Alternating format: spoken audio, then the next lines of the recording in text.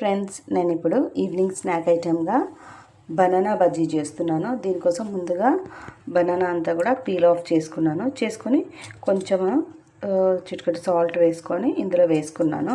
ఇప్పుడు దీన్ని స్లైసెస్గా తీసుకుంటున్నాను.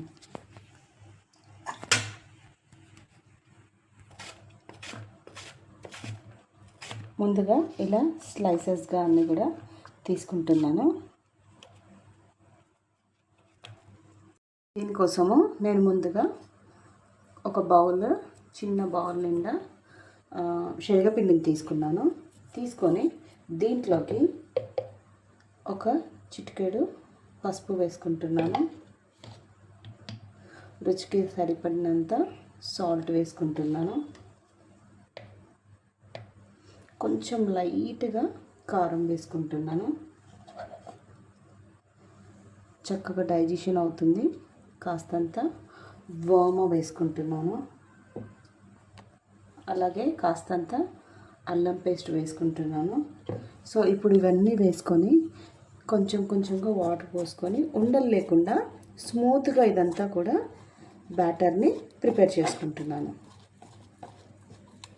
ఇప్పుడు ఇది ఒక్కొక్కటిగా ఈ బనానా స్లైసెస్ని మనము ఇట్లా ప్రిపేర్ చేసుకున్న బ్యాటర్లో ఇలా డిప్ చేసుకోవాలి.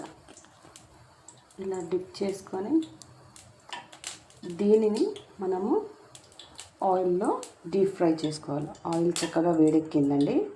దీన్ని ఇప్పుడు ఆయిల్లో డీప్ ఫ్రై చేసుకోవాలి. దీనికోసము మనము ఇలా ఒక్కొక్క పీస్ అంతటిని కూడా ఆయిల్లో వేసుకుంటూ ఉండాలి. 2 సైడ్స్ కూడా చక్కగా వేగిపోతాయి. మంచి లైట్ బ్రౌన్ కలర్ వచ్చేంత వరకు కూడా దీనిని ఇప్పుడు మనము ఫ్రై చేసుకోవాలి.